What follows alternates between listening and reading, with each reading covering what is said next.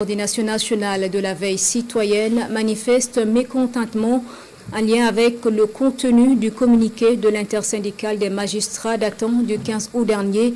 Le communiqué dénonce la réquisition ciblée de plusieurs magistrats jugés comme des actes d'intimidation et d'humiliation. Face à la presse, hier lundi, la coordination nationale de la veille citoyenne a soutenu que les magistrats eux aussi étaient censés participer à la reconquête du territoire national. Tout le point de la conférence avec Bernard Combelem et Romial Patrice Toé.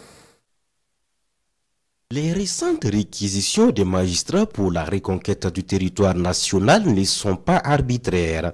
C'est en tout cas l'avis de la coordination nationale des associations de la veille citoyenne. Au cours de ce point de presse, les membres de cette coordination invitent l'intersyndicale des magistrats à soutenir l'effort des autorités nationales visant à restaurer l'intégrité du territoire national. La condamnation à tort ou ce refus de l'intersyndicale de se plier à ces réquisitions est non seulement regrettable, mais il traduit également une déconnexion alarmante des réalités que vivent nos compatriotes et surtout de nos braves FDS et VDP sur le terrain. Contrairement à ce que les auteurs du communiqué font croire à l'opinion, les réquisitions visées par le gouvernement ne sont pas des actes arbitraires.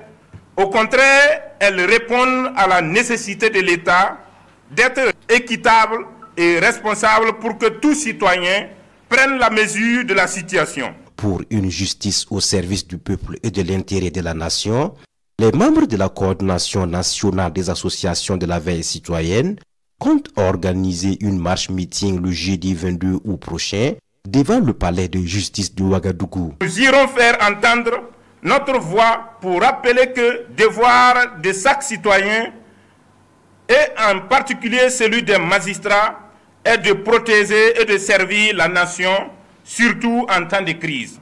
La coordination nationale des associations de la veille citoyenne invite ses membres à rester mobilisés autour des idéaux de la transition.